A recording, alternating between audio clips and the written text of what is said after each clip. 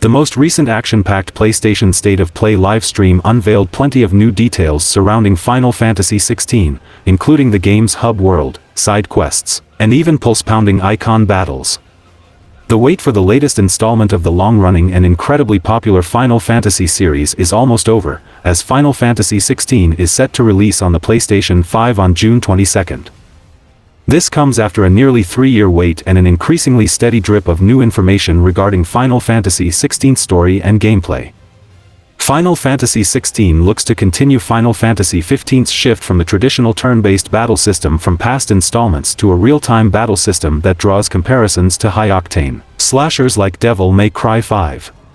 Its story will also be much darker than past mainline Final Fantasy entries, as Final Fantasy XVI will be the first M-rated game in the main series and is set in a gritty, war-torn realm named Valisthea. There, a royal son named Clive will embark on a quest for vengeance following an attack on his kingdom. During the Final Fantasy XVI PlayStation State of Play livestream, producer Naoki Yoshida went over many aspects of the game, including Clive's personal quest for revenge and the many skills and allies he will gain along the way. Clive's story will be told across 3 time periods, with fully playable flashbacks set during his teens, 20s, and 30s. Battles will be set in real time, and players will be able to customize Clive's equipment and icon-based powers to suit their personal playstyle using ability points earned in combat. The icons these powers are derived from are Final Fantasy XVI's version of the franchise's classic summons. And players will be able to control these great creatures directly during special icon battles. These high-octane fights feature different gameplay styles, such as high-flying shootouts between winged beasts and brutal wrestling matches pitting monsters like Ifrit and Titan against each other. Outside of battle, Clive will be able to rest and converse with his fellow party members in Cid's underground hideout, where he can accept side quests and gain new insights into Valisthea from the many NPCs taking refuge alongside him. This PlayStation State of Play offered up the deepest look into the world, characters, and gameplay of Final Fantasy XVI. And Naoki Yoshida has promised even more reveals to come as Final Fantasy XVI's June release date draws ever closer. From a grittier plot to adrenaline-packed icon fights, Final Fantasy XVI appears to be a different beast from past entries in many ways, and it won't be too much longer before fans can dive into the brutal realm of Valisthea for themselves. The showcase gave fans a lot to process, and searching through the footage for details will be part of the fun ahead of its June launch. One such idea nestled into a quieter area of the game is a strong indicator that Final Fantasy XVI is going to take advantage of a popular mythology to give its world, characters, and story more life. It's something the series has done for years with various inspirations, but Greek myth could have the biggest impact on the franchise this time around. Final Fantasy has taken cues from plenty of mythological ideas and concepts in the past, including Masamune in the original game, Kalidbolg in Final Fantasy X, and the naming of Midgar and Nibelheim in Final Fantasy VII. It's a franchise that is unique in many ways and has inspired plenty of others to excel in the JRPG genre, but it wears its own inspirations on its sleeve. For the most part, the mythological references are integrated well and don't fundamentally change the story of each game. It's not a stretch to assume that Final Fantasy XVI is doing something similar. In the trailer shown at the April 2023 State of Play event, Square Enix showed more details about the game, including the hideaway where Clive can pick up quests, reinforce armor, hone his combat skills. The shop there is titled Charon's Toll, a reference to the ferryman who transports souls to the underworld in Greek mythology. It's a small, but significant inclusion that reinforces the developer's interest in global myths, and it could be a canary in the coal mine for more references through the story. While God of War may have abandoned its original homeland in favor of Norse myth, Greek lore is going strong in gaming with Immortals Phoenix Rising, Assassin's Creed Odyssey, and Hades, each using the mythology to enhance their presentation and story. The latter uses Charon as a shopkeeper on every run in the underworld, potentially offering a similar source of inspiration as the storefront in Final Fantasy XVI's Hideaway. The characters on Mount Olympus and beyond are easily identifiable, and their defined roles can provide presentational and narrative flourishes to FF16. Greek mythology is a setting that offers so much story potential, and though the next mainline Final Fantasy game will hope to be something unique, it could be gearing up to borrow more anecdotes than just the store in the Hideaway. Charon's Toll could be nothing more than a throwaway name, but as Final Fantasy XVI has been in the pipeline for years, it's hard to believe that anything in the main campaign is not carefully placed. It's a lot to take in, but fortunately there are mechanisms to help keep track of it all. Final Fantasy XVI's action combat is equipped with plenty of accessibility options to ensure anyone can see the game through, and the world outside combat may be even more convenient. Multiple characters are present at Cid's hideaway to regale the player with information about the past, the present, and plenty of other things. Final Fantasy XVI's hideout hub is equipped with just about everything a player could ask for, but one particular detail about side quests stands out not only within Final Fantasy but for RPGs as a whole. Side quests. The slightly open, but generally linear world of Final Fantasy XVI. Clive can access a list of every available side quest via the Alliant reports in the hideaway, but given these side quests need to be accepted in person. Reports provide instant fast travel to any NPC quest giver. The need to explore the world has not been removed from Final Fantasy XVI, but taking on optional content in older areas has been streamlined. FF16 seems to defy even its own existing fast travel system by placing Clive directly in front of a desired quest giver, which may get in the way of accepting and turning in side quests en masse. New data reveals a surge in the popularity of Final Fantasy XVI after an impressive showing at the latest State of Play. Final Fantasy XVI's launch is just a few months away, and Square Enix has showcased a ton of gameplay in recent weeks in the lead-up to its release. Sony hosted a special State of Play event solely for Final Fantasy XVI on April 13th, giving fans an additional 25 minutes of gameplay footage. It gave users a look at the combat of Final Fantasy XVI, along with the skill trees, the map, and a brief introduction to some of the side characters. It now looks like the State of Play event had a significant impact on the popularity of Final Fantasy XVI, as it has climbed up the sales rankings on Amazon. Final Fantasy XVI is currently the best-selling PS5 game on Amazon in the USA. The more expensive deluxe edition of Final Fantasy XVI claims the top spot, with the standard edition in fourth place, ahead of games like Star Wars Jedi Survivor, NBA 2K23, Resident Evil 4, Dead Space, and other popular titles. While many games in this list are selling at full price, NBA 2K23 is available for $20 on Amazon, which may have impacted its sales rankings. Overall, it looks like the State of Play event had a big impact on the hype around Final Fantasy XVI.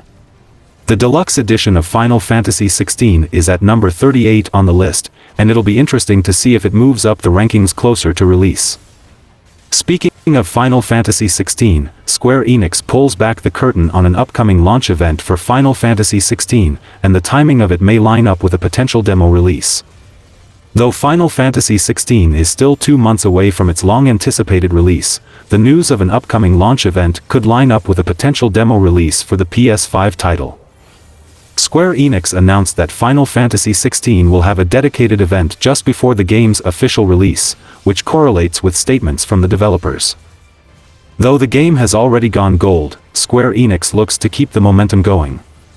Square Enix announced on social media that a Final Fantasy XVI launch event will be held on Sunday, June 11th, at 3 p.m. Pacific, in Los Angeles. However, the date of June 11th is less than 2 weeks away from Final Fantasy XVI's planned release date of June 22nd. This lines up with what Final Fantasy XVI producer Naoki Yoshida said in an interview with Famitsu in March, which was translated by Twitter user Itakimochi afterward. According to Yoshi, the development team would like to release a Final Fantasy XVI demo within 2 weeks of the game's release. As for the Final Fantasy XVI launch event itself, it also lines up with the window that was traditionally held by E3 prior to its cancellation. However, with the return of Summer Game Fest, it is not clear if Square Enix's launch event will be part of the Summer Game Fest slate, or if the timing is coincidental. Further details about the Final Fantasy XVI launch event will be released by Square Enix in the weeks ahead. I am really impressed with Final Fantasy XVI, it's already pre-ordered, and it is first game that blew me away in spectacle since God of War 3 and Ascension, actually since the end of PS3 era. Final Fantasy XVI is doing what is missing from the Norse saga of God of War, especially the boss fights, and I'm glad that someone is taking liberties to push the scale forward to a whole new level. Gameplay footage from an alleged remake of Persona 3 has leaked online. Persona 3 is a critically acclaimed JRPG that originally launched on the PlayStation 2, but developer Atlus has since re-released the game multiple times on different platforms. Persona 3 comes in different versions, mainly Persona 3 FES and Persona 3 Portable, each with its own list of pros and cons. For example, Persona 3 Portable allows gamers to control their party members in combat, giving them more control over the flow of battle. On the other hand, it doesn't feature full 3D movement outside of dungeons, as players control a dot instead of the main character. Due to each version having different strengths and weaknesses, fans have been asking for a full remake of Persona 3 for a while now, and it looks like their prayers may have been answered. Originally shared by Ika Angelica on Twitter, the brief clip features Yukari Takiba from Persona 3 hitting an enemy with a series of arrows. The same account later clarifies that the footage seems to be a part of an internal meeting at Sega Japan in 2021. The footage appears to be of high quality, and it looks fairly similar to the animation style and visual effects of Persona 5, but there is always a chance of it being fan-made. Rumors about a Persona 3 remake have been circulating for some time, but Atlus has not shared any information regarding the same. It recently hosted a series of special events to celebrate the 25-year anniversary of the Persona series, but no news on a remake of Persona 3 came from this event. It was perhaps a perfect opportunity to announce this highly requested title, but fans should not count these rumors out just yet. An insider recently confirmed a Persona 3 remake is indeed real, despite Persona 3 Portable being released on modern platforms in January 2023. The leaker stated that this move allows Atlus to sell the portable version of Persona 3 before giving fans a full-blown remake, presumably with all the new gameplay features and quality-of-life improvements found in Persona 5 Royal. Assuming these rumors turn out to be true, it'll be interesting to see when and how Atlus decides to announce this game. Evidence of a Persona 3 remake continues to pile up in what's turning out to be an exciting month for Atlus fans. The fandom has been clamoring for a Persona 3 remake for years now, not least because the 2006 JRPG remains the only 3D Persona game without a definitive edition. Twitter user MBKKSSTBHZ5 has now uncovered even more evidence pointing in the direction of a Persona 3 remake, reporting that someone has registered a p3re.jp domain on March 15. While this wouldn't be the first time a domain registration signaled an arrival of a new Persona game, seeing how Persona 5 Royal leaked in a similar fashion back in 2018. The lack of ownership information attached to the new listing is reason enough for some skepticism. For context, the last time Atlus inadvertently revealed the existence of a new Persona game via a website domain, it did so through Ryu's office, its longtime marketing agency of choice. Yet the newly emerged listing omits the name of the domain's owner, stating that this information has been omitted at the registrant's request. That notwithstanding, these April developments aren't the first indications that Atlus might be working on a reimagined version of its hit 2006 JRPG. One industry insider has been reporting that a Persona 3 remake is in development for months now, having last reiterated that claim in January 2023. And while it's certainly possible that the recently emerged gameplay leak was fan-made, it demonstrated some truly immense attention to detail for a dupe.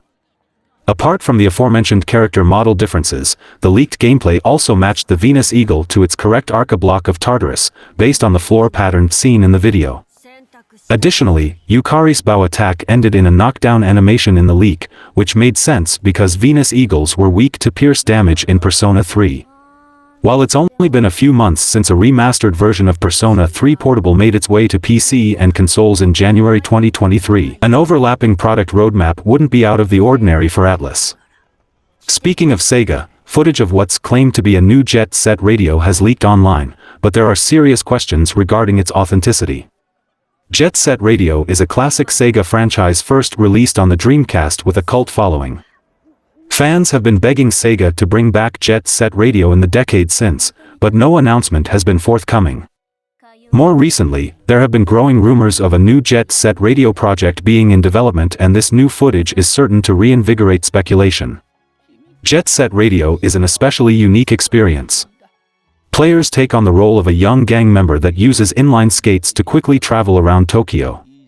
Gameplay revolves around spraying graffiti, evading police, and chasing down rival gang members. While Jet Set Radio's quick traversal is the heart of its gameplay, allowing players to leap over obstacles and grind rails. It's the series' odd counterculture attitude that's helped it maintain an audience through the years. A leaked video from Twitter user AVitoGiaminoYMI now has some Jet Set Radio fans speculating about a return for the franchise. The video shared on Twitter is said to be from an internal Sega meeting in 2021 and features 3 video clips of projects said to be in development at the time. The games include Sonic Frontiers, a mysterious Persona 3 project, and a Jet Set Radio project. The Jet Set Radio footage is unfortunately very brief. It features the protagonist of the original Jet Set Radio doing a dance on a Tokyo street with several police vehicles behind them. The visuals are modernized, however, making clear that the footage is new and not from a past game. Since there's no actual gameplay shown, however, it's entirely possible the video is fake or perhaps just something Sega did for fun only to share internally. As mentioned, there have been prior rumors regarding Sega's interest to bring back Jet Set Radio.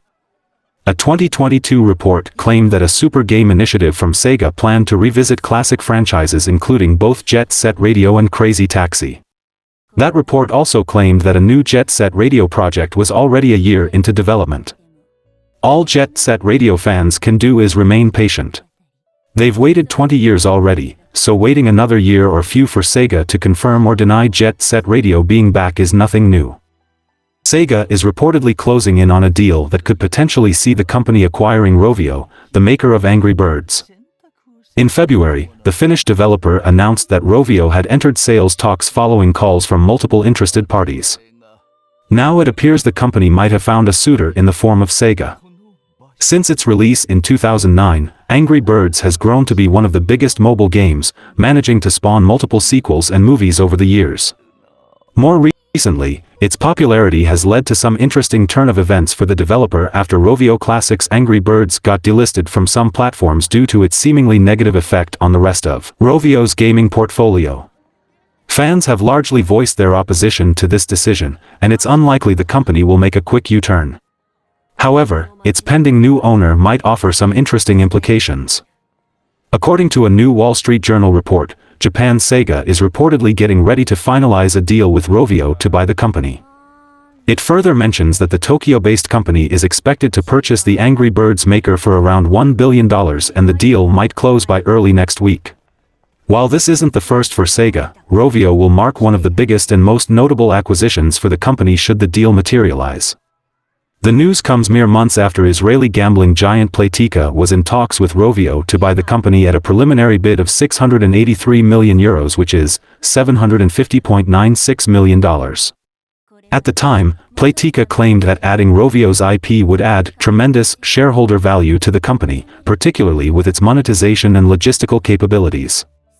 However, last month Rovio announced that talks with Playtika officially ended. Of course, Playtika wasn't the only interested company at the time, with analysts pointing to the likes of EA, Take-Two, Sony, Netflix, and Disney as those looking to acquire the Angry Birds maker. Sega has announced it is set to buy Rovio Entertainment in a deal worth €706 million, which is $776 million.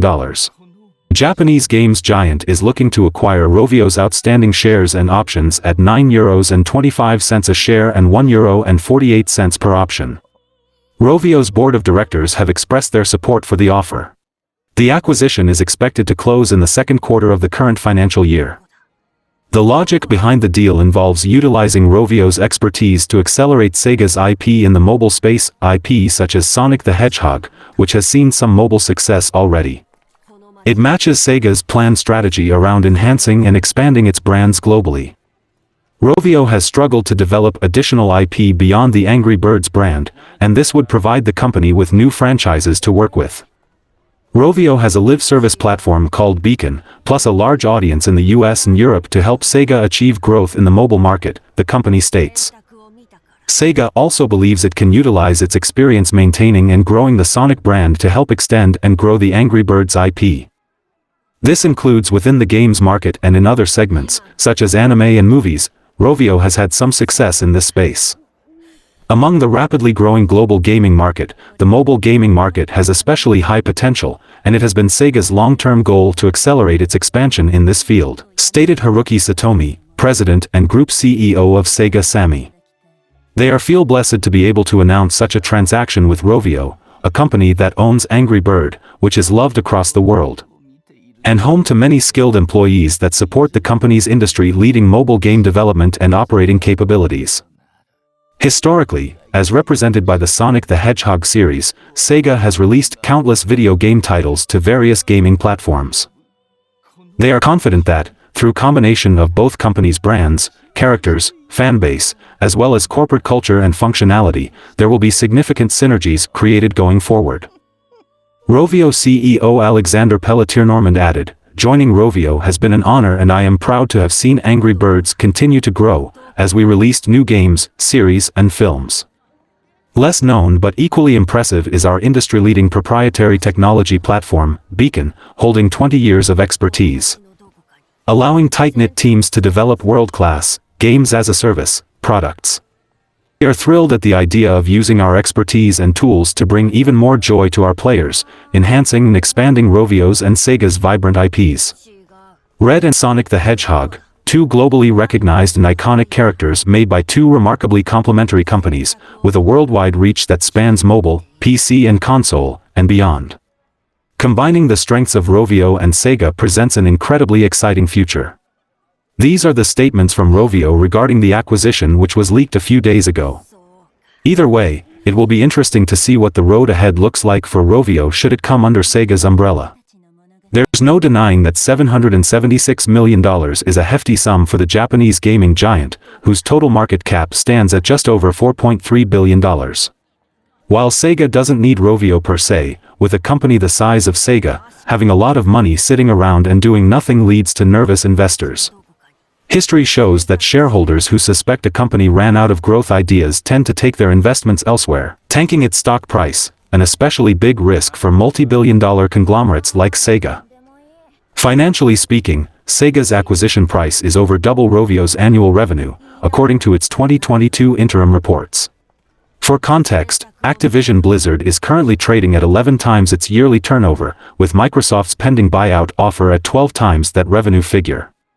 Even with an optimistic growth outlook, it's going to take well over a decade for Microsoft's Activision Blizzard acquisition to realistically generate any returns. Revenue doesn't equal profit, but the fact remains that Rovio's price isn't overvalued relative to the rest of the industry. This acquisition also makes a lot of sense in light of Sega's ongoing efforts to strengthen its mobile presence. Rovio is a more consistent performer that owes its lifetime sales to only 49 games, meanwhile Sega has put out over 140 mobile titles since 2009 with hit-or-miss results.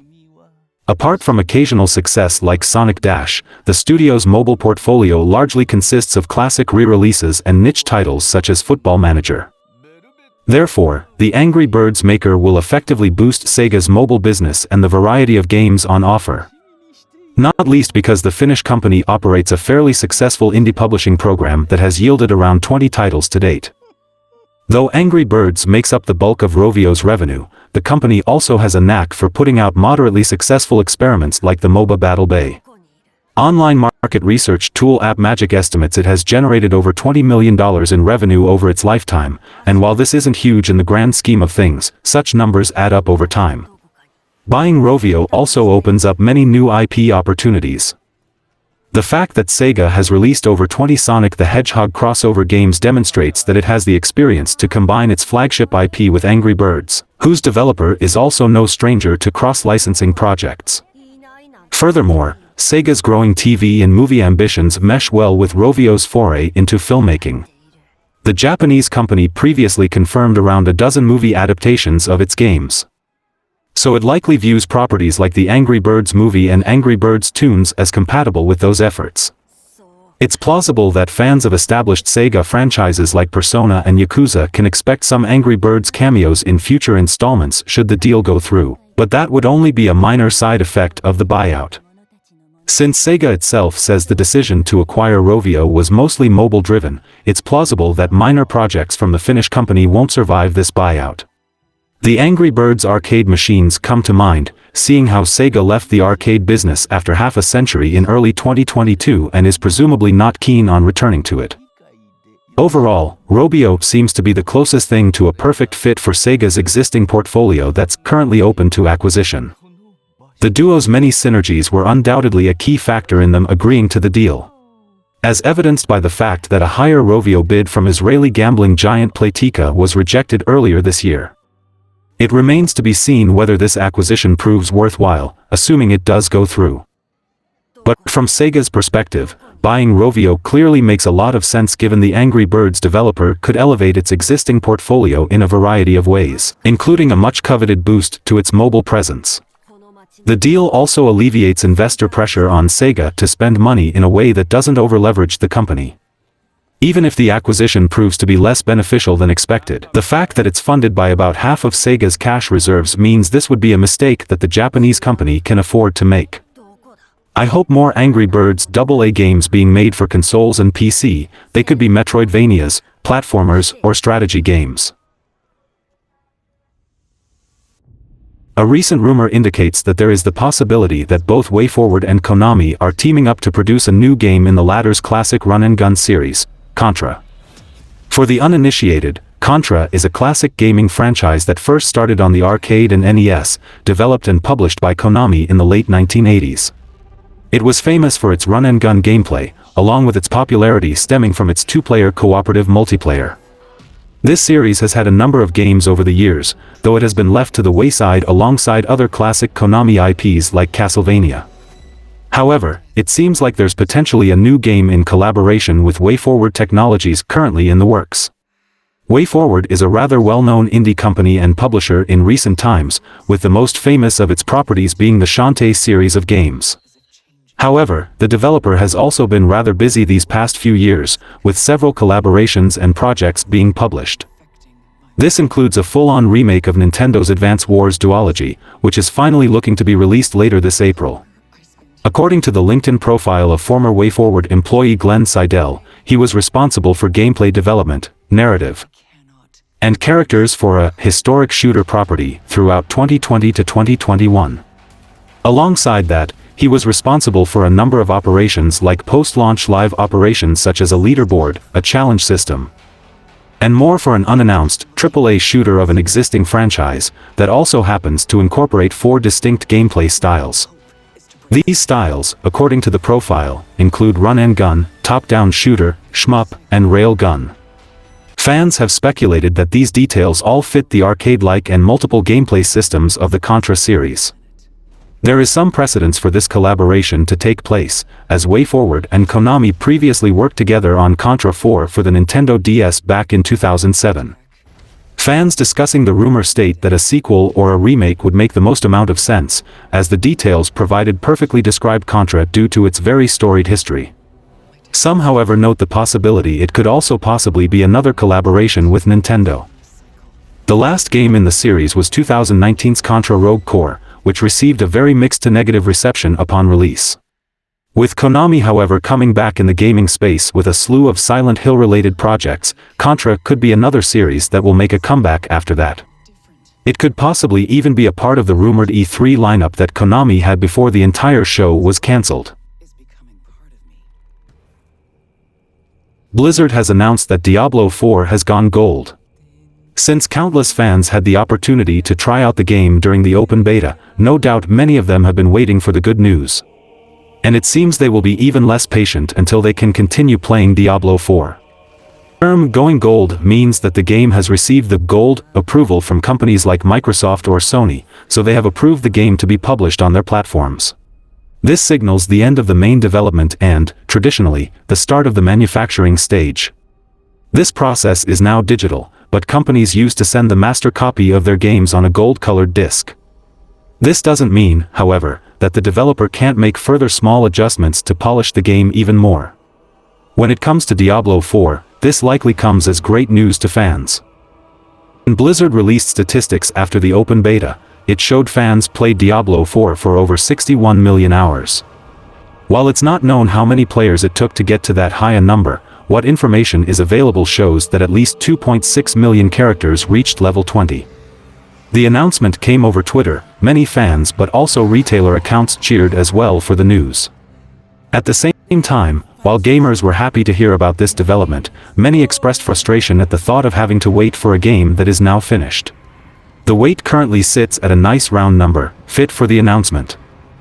We will be able to get our hands on Diablo 4 in 50 days. Since the open beta has finished, Blizzard took its time to fix some of the issues or inconveniences of Diablo 4 that were reported by players. As expected, class balance and some bosses have been adjusted, as well as adding more dungeon events and reducing pointless backtracking between dungeons among other things. While the main issues have likely been fixed, while some fans have now begged Blizzard for an earlier release, there likely are many more small things to improve until the release date comes around. A finished Diablo 4 is great news for fans all over the world.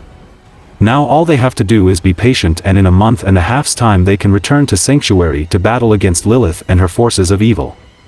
Blizzard has gone on record explaining what its plans are for Diablo 4's post-launch content, and it seems that the game will indeed be a full-fledged live service experience. While the fact that the new Diablo will have live service elements isn't new, the extent of the developers' plans for the longevity of the game appears to be very substantial. There's every chance that Diablo may forth be the best in the series for a number of reasons, of course. But one of the game's biggest draws may end up being that there's always something new for players to do. While its immediate predecessor, Diablo 3, did end up getting seasonal content a while after it came out, the new title will be fully adapted for this new concept. According to Blizzard, Diablo 4 is going to receive substantial story-based content every 3 months. Game Informer's recent interview with Diablo 4's associate game director Joe Piepera revealed that the devs plan to release meaty updates alongside each new battle pass. While Piepera didn't want to say that these content releases were actual, full-fledged expansion packs, each of these quarterly updates will come with new features, mechanics, and other assorted goodies. From what Blizzard has said, its plans for Diablo 4 sound eerily similar to what Bungie's been doing with Destiny 2. Destiny also gets quarterly seasonal content releases that introduce new mechanics, content, and their own respective battle passes, and the core idea is essentially the same between the two games. An issue worth considering, though, is that Destiny 2 has a serious FOMO problem, and something similar may end up happening with Diablo 4 as well. Blizzard is yet to go into the nitty-gritty of its post-launch support plans, though, and the recent interview only really provided a generalized overview of what players ought to expect. It's entirely possible that the seasonal content releases end up having little to no FOMO in the end, and that Diablo 4's endgame progression won't end up getting vandalized by constant changes and the potential power creep. Diablo 4's official release date is already confirmed, and Blizzard had previously explained that the first batch of the game's seasonal content will not be coming out alongside the main game. Instead, it's due to launch sometime later on, and those eager to participate in its seasonal progression should stay tuned for more information in the coming weeks and months. With Blizzard set to launch Diablo 4 in June, the developer has held multiple test phases for the action RPG and has now revealed some changes that have been made based on fan feedback from the beta. Beyond an alpha testing phase that likely included Blizzard friends and family, Diablo 4 has received multiple betas in order to iron things out, and some of these adjustments have been highlighted by the developer. When Diablo 4 was first announced back at BlizzCon 2019, fans reacted to the action RPG sequel with wide praise, which was a departure from what Blizzard received the prior year for the Diablo Immortal reveal. Due to the hype surrounding the sequel to 2012's Diablo 3, Diablo 4 has garnered many pre-orders from existing and new fans that have kept up with its development and wanted to get their hands on it.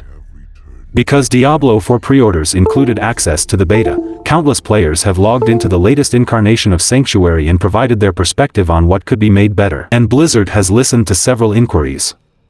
Blizzard has confirmed that the Diablo 4 beta has resulted in a number of changes to the upcoming ARPG, with expected class balance and boss adjustments included in the mix. Beyond what many Diablo 4 players may suspect, Blizzard has also minimized the amount of backtracking that players will have to do when going from one dungeon to another, with more dungeon events added. The Diablo 4 sellers that are intended to reward players with loot and renown have been made to yield a chest every time, which rectifies something that beta players noticed wasn't working properly during the test phase. Based on Blizzard's statement, the Diablo 4 bosses that have been altered include Malnok, Venard, and Chort, which have been adjusted due to their difficulty for melee players. These bosses have had their fights changed in a way that may differ significantly from their original encounters in Diablo 4. while the Butcher was modified to be harder to defeat in the 3rd and 4th world tiers. Among other quality-of-life improvements made to Diablo 4 since beta are crowd control breaking abilities for every class that have similar cooldowns. Removing an attack speed buff that was unintentionally created by move cancelling, and user interface moves that Blizzard fans may prefer. Although Blizzard has already stated which Diablo 4 characters have been changed. There may be even more additions to the list in the future as the developer optimizes the ARPG ahead of its June launch. Given that prior Diablo experiences have offered post-launch content on top of the base game, Diablo 4 will continue to grow, with some things potentially requiring further tweaking far beyond release. Some newly emerged job listings suggest that Mafia 4 might feature multiplayer elements, in addition to hinting at a few other gameplay details about Hangar 13's upcoming game. The 2K subsidiary confirmed that a new Mafia game is in development back in August, but revealed virtually nothing else about the project ever since. While Mafia 3 is already pushing 7 nowadays, its sequel isn't expected to hit the market in the immediate future. Not least because its developer fell on some difficult times in recent years, with Hangar 13 being hit with substantial layoffs that decimated its staff in mid-2022. The studio's previous confirmation that Mafia 4 is in development also came with a provision that the game is still years away from releasing. Be that as it may, some newly emerged job listings indicate that Hangar 13 already seems to have a clear picture of what Mafia 4 is supposed to be. How the fandom will react to that vision remains to be seen, especially seeing how one of these recently unearthed postings calls for a candidate with experience in making multiplayer or live service games. For context, the first 3 installments in the Mafia franchise were all single-player games, though the later 2 were also monetized with post-launch DLC. The new influx of Hangar 13 job listings also effectively confirms that Mafia 4 will feature stealth gameplay, as it calls for candidates who'd help design engaging stealth and combat gameplay loops. This is a far less surprising revelation, seeing how stealth elements have been part of the series since the 2002 original. Yet stealth has also long been one of the weakest, clunkiest parts of the franchise. Mafia 3's stealth sections were particularly egregious, with enemy AI often being happy to follow Lincoln's whistles over ridiculous distances, all the while providing little in the way of an actual challenge. The recently emerged job listings also seem to suggest that Mafia 4 will use Unreal Engine 5, as they specifically call for applicants experienced with one of the last 2 versions of Epic Games' ubiquitous engine. This requirement dovetails with a mid-2022 rumor that claimed Mafia 4 will be powered by Unreal Engine 5. While another Hangar 13 job listing from March indicated that Mafia 4 might still be in pre-production, these newly discovered postings don't offer any new hints of the project's development status. That notwithstanding, between the studio's previous statements and the fact that it's currently trying to fill some fairly critical, senior positions following massive layoffs, it stands to reason that Mafia 4 won't be seeing the light of day anytime soon. Speaking of leaks and job postings, those waiting for The Elder Scrolls 6 will likely be anticipating the kind of epic single-player experience the series is known for. But a recent job posting suggests the elusive installment may implement multiplayer assets as well. Over the decades, Bethesda has developed and published plenty of games, many of which have become huge successes in the AAA market. While the likes of Skyrim and Fallout are generally what the company is known for, it's hard to play a mainstream release these days that doesn't have the developer's stamp on it. However, when it comes to the next entry in Bethesda's long-running epic fantasy RPG franchise, there's still no word on when The Elder Scrolls 6 will be coming out. Fans have been waiting for years now, ever since the teaser trailer was shown off at E3 2018. Half a decade has passed since then and no one outside the studio and publisher is any closer to knowing when a release date will be coming. In the meantime, the rumor mill continues. A ZeniMax job listing suggests that The Elder Scrolls 6 could have a multiplayer mode, currently hiring for a number of positions including an associate-level designer. When looking at the job page, one of the requirements for a potential candidate is that they must have knowledge of 3D game space and environmental storytelling, as well as experience in the Elder Scrolls construction set. However, what's most interesting is that the role is asking applicants to also be strongly familiar with a variety of open-world multiplayer games. Looking at this, It does suggest that TES6 might have some multiplayer aspects. Of course, it goes without saying that there's no way to verify whether this is true or not. All the mainline entries in the series have typically been single-player, with Elder Scrolls Online being developed specifically for online play. However, that's not to say Bethesda won't allow for some multiplayer functionality, but it is just one of many Elder Scrolls 6 rumors that have come about over the years. For now, fans will have to wait until the developer or publisher makes an official announcement. With Starfield now coming in September, many will be hopeful that Bethesda will give more details about TES6, but it's looking like the long-awaited follow-up to Skyrim could still be a long way off. EA's new single-player first-person magic shooter Immortals of Aevum now has a release date of July 20th across PC, PS5, and Xbox Series X. Immortals of Aevum was first revealed at the Game Awards 2022 in a cinematic teaser trailer that revealed the basic concept behind the game, but did not reveal many other details. Immortals of Aevum is developed by the Ascendant Studios, a studio comprised of award-winning industry veterans. The game has been in development for the past 5 years, and while the initial trailer drew comparisons to games like Avowed, Immortals of Aevum should be able to carve out an identity of its own when it releases this July. As explained by EA, Immortals of Aevum is the story of Jack, a character who joins an elite order battle mages and masters magic attacks. Magic is categorized as blue, green, and red, with players able to chain together attacks while exploring Immortals of Aevum's unique fantasy world. Jack will be played by Never Have I Ever's Darren Barnett, whereas Gina Torres of Firefly fame will be voicing the character General Kirkin. General Kirkin recruits Jack to join the Order of Immortals after he is discovered to be an Unforeseen, which is someone who initially did not have magic powers, but mysterious develops them later in their life. When Immortals of Aevum launches on July 20th, it will be priced similarly to other AAA games currently on the market, meaning it has a $70 price tag on consoles. But while those on PlayStation and Xbox can expect to pay $70 for Immortals of Aevum, those on PC will only have to pay $60. No reason has been given as to why there is a discrepancy between the price of the PC version and the price of the console versions. Those impressed by Immortals of Aevum's trailer and find themselves wanting to pre-order the game should know that pre-orders are open now. Anyone that pre-orders Immortals of Aevum will get the Purified Arclight Sigil, which buffs Jack's spells. This sounds like a pay-to-win advantage on paper, but since the game is a single player, it's unlikely to upset too many potential Immortals of Aevum players. There will also be a deluxe edition available, $70 on PC, $80 on consoles, that comes with a unique sigil, 3 rings, 2 bracers, and 3 totems. When industry largely focused on pushing out live service games or online-centric titles, it's always refreshing to see a brand new IP with a big budget hit the scene. Fantasy game fans will find out if Immortals of Aevum lives up to expectations when it launches this summer. Rocksteady's upcoming DC supervillain action game Suicide Squad: Kill the Justice League has received a new release date following another massive delay.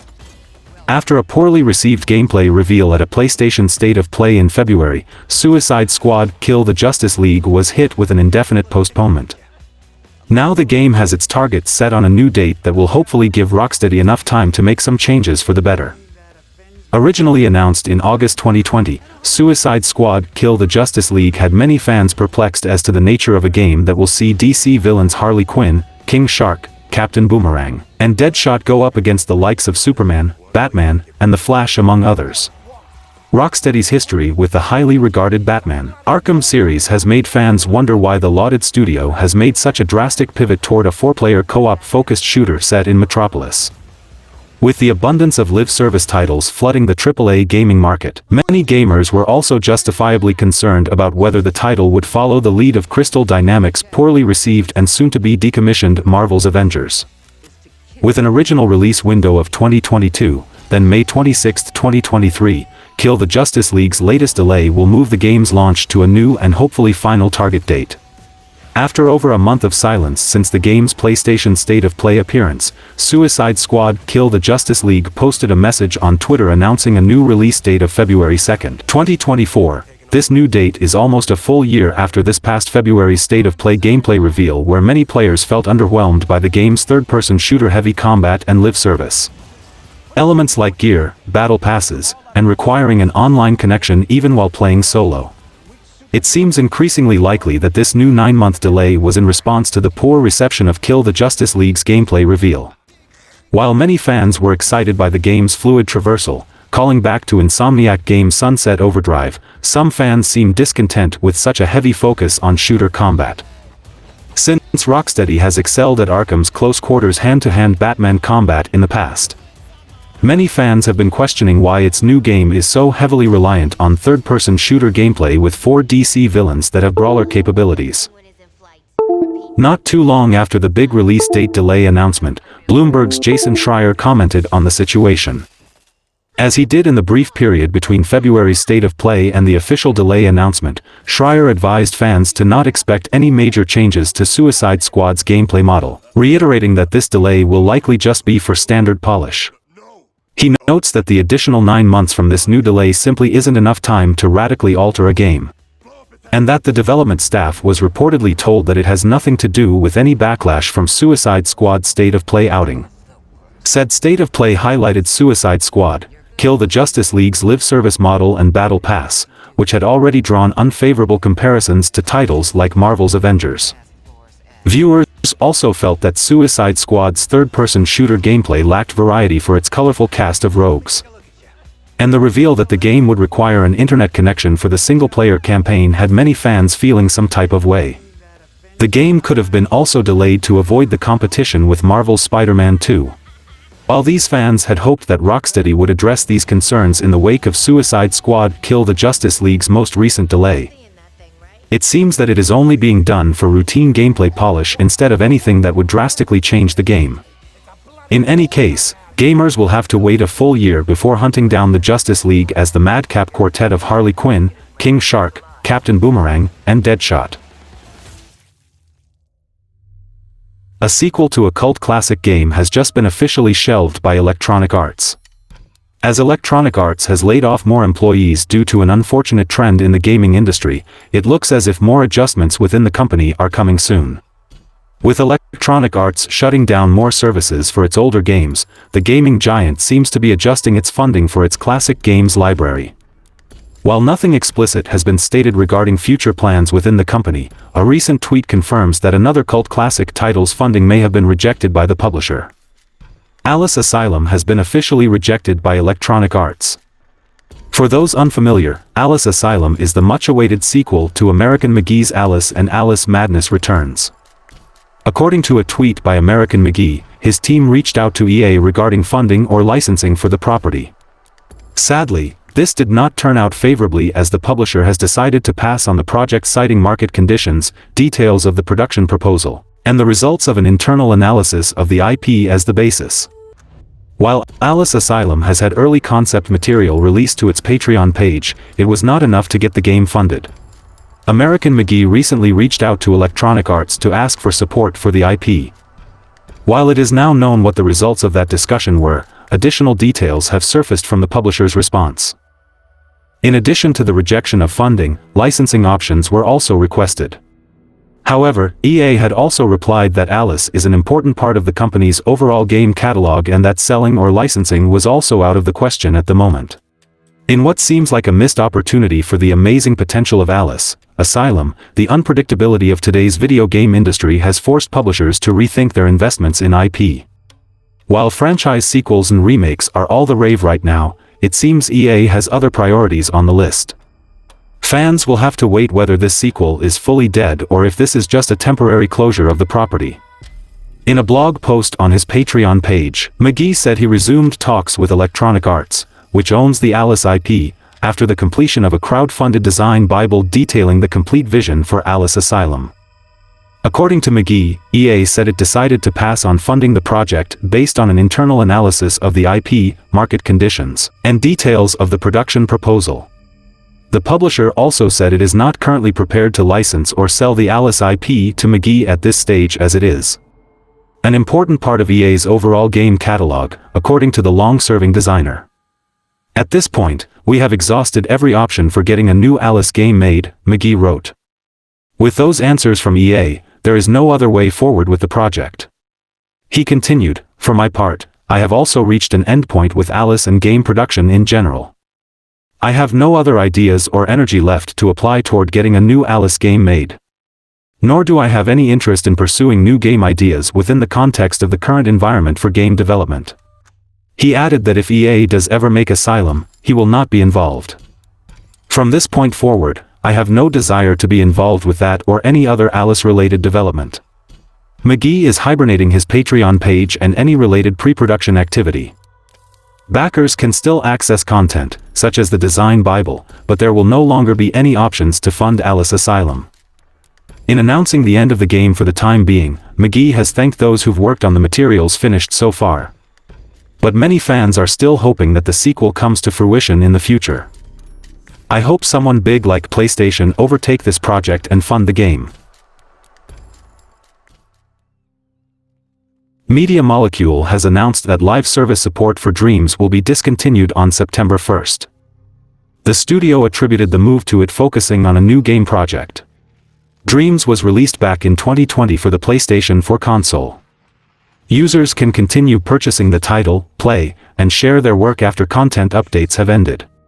Dreams has been a special project for Media Molecule, and helping this burgeoning community of game developers, tinkerers, creatives, collaborators, and dreamers grow and express themselves remains one of the best things we've ever done, said Media Molecule. Additionally, the game maker announced details regarding the Dreams server migration. Among those changes, an online 5 GB storage limit will be implemented for users on the server migration date. Dreams creators can also delete their content, and the archiving feature will eventually be removed. Server migration is poised to take place in late May. Mark Healy, one of the co-founders of Media Molecule, has announced his departure from the company. The former Lionhead Studios employee sent out a goodbye message which was as whimsical and colorful as the games Media Molecule created. Healy's career has been full of legendary games and impressive milestones. At Bullfrog Productions, a precursor to Lionhead, Healy helped create Dungeon Keeper. While working at Lionhead Studios, he also worked on beloved games like Fable and Black and White. During his spare time, Healy created Ragdoll Kung Fu, which was the first third-party game released on Steam in 2005. Media Molecule was founded in 2006 by Mark Healy, along with Alex Evans, Kareem Atuni, and David Smith. Before the official formation of the company, the team presented an early version of Little Big Planet to Sony and secured funding for it. Thanks to this, Little Big Planet was released in 2008 to universal acclaim, and Media Molecule won Studio of the Year the same year at the Spike Video Game Awards. 2 years later, Sony acquired Media Molecule for an unknown sum. On April 17, Mark Healy announced his retirement from Media Molecule on Twitter. The post contained a collage of photos, featuring milestones and memorable team moments, as well as heartfelt goodbyes. Healy highlighted that the company was founded 17 years ago and today will be his last day. He assured people that while he wishes for a change, he will still be making video games. Although based on his announcement, it doesn't seem to be set in stone what form that may take. Healy also mentioned Little Big Planet and Dreams, both games he helped create under the company, and both have enjoyed a positive welcome from gamers. Under the original post, many colleagues and fans have offered an outpouring of love and support. Many mentioned how these games inspired them and got younger generations into gaming. There were even those who called Healy's departure an end of an era, and expressed sadness at the news, yet wished the best of luck for the new journey. A lot of fans mentioned Healy's work at Lionhead Studios as a highlight. It's impossible to find even one negative comment under the original post, which shows how Mark Healy's body of work has touched so many people throughout the years. Considering all his previous successes, fans will likely be interested to see what kind of projects he'll create next. His departure comes just 1 week after Media Molecule announced it would be ending live service support for Dreams on September 1, 2023, as it focuses on a new project. The studio has confirmed that its next title will not be a Dreams IP. So, there is the update for Dreams lovers, and I'm really glad that Media Molecule moved away from solely focusing on this project, and I hope they make some full-fledged single-player games moving forward. It's been nearly a decade since 2013's Black Flag installment of the iconic Assassin's Creed gaming mega franchise. one of the main games of the transition between 7th and 8th generation gaming platforms. Black Flag is regarded as one of the better installments of the series both in terms of gameplay and narrative. Now, fans interested in the world and characters of Black Flag are getting the chance to return with an all-new vertical scrolling webtoon, Assassin's Creed Forgotten Temple. An official collaboration between Ubisoft and the South Korea-based digital comics platform webtoon, Forgotten Temple is set as a direct sequel to the events of Black Flag. The new webtoon is set to considerably expand on the post-game events of the story, focusing in particular on the character of Edward Kenway and his continuing relationship with the Assassin Brotherhood. Edward Kenway is on a dangerous quest to find pieces of Eden on the coasts of the Southeast Asian seas, and will have to face off with new and mysterious adversaries. Ubisoft and Webtoon described of the comic in a statement to GameRant. Fans will also be introduced to Noah, a Korean-American descendant of Edward Kenway, who investigates the assassin's past in the present day while searching for information about his family. The webtoon is set to come out sooner rather than later, with its first 6 episodic installments launching on Webtoon on April 24, 2023. The full comic is set to be comprised of 150 individual installments, afterward released in weekly updates.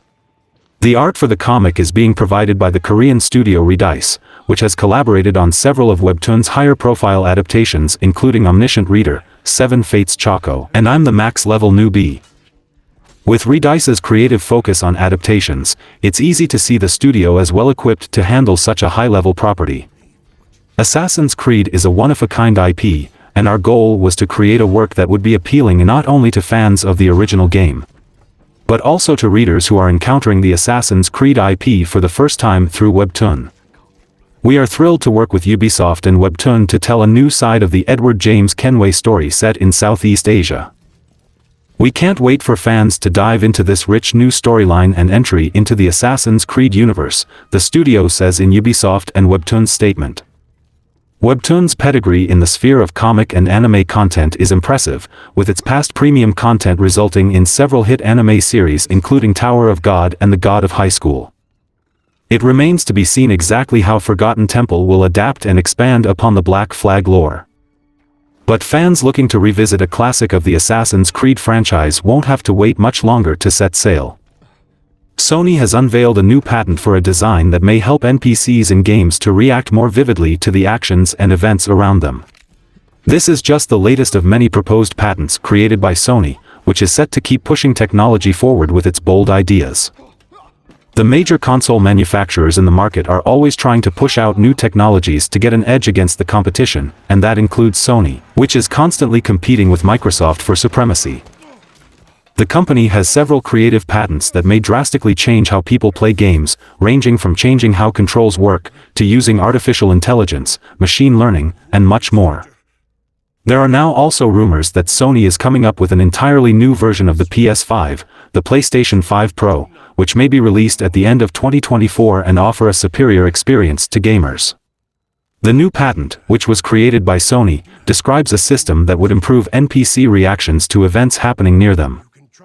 According to the patent, the system would track the physical 3D surroundings of non-playable characters in real time, constantly checking if these characters should interact with it. The goal is to continuously determine what is going on the surfaces around the NPC, so the detection that something has changed would occur quickly, and the NPC will have a proper, human-like response to it without delay.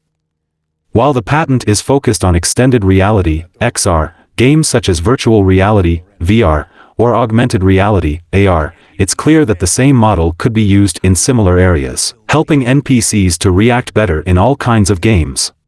Games that happen in the real world require more technology for interaction, as the whole world is not virtual, but the idea could also be implemented in fully virtual worlds. There are countless cases of NPCs lacking a proper reaction in games, so this idea is most welcome to improve immersion.